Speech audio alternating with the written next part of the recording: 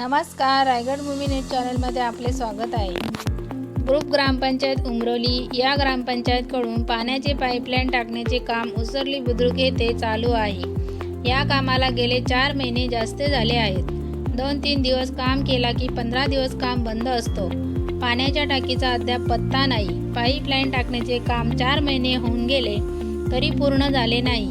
2 ते 3 इंचाच्या पाईपसाठी जेसीबीच्या साहाय्याने रस्ता फोडला आहे। पहिले रस्ता काँक्रिटीकरण होता, कुठेही फुटलेला नव्हता।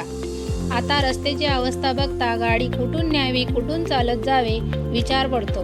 जागोजागी खड्डे झाले आहेत, खड्ड्यामध्ये गाड्या अडकतात। कॉन्ट्रॅक्टरशी अनेक वेळा फोन करून संपर्क केला असता 2 ते 4 दिवसात काम करून देतो असं कॉन्ट्रॅक्टरकडून सतत सांगण्यात येत आहे।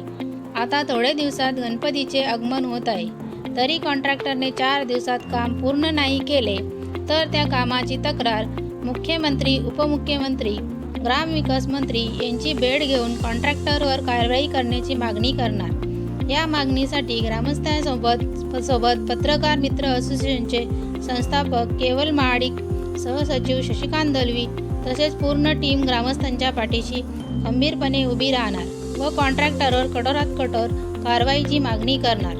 नवीन बातमीसाठी रायगड भूमी न्यूज चॅनेलला सबस्क्राईब करा।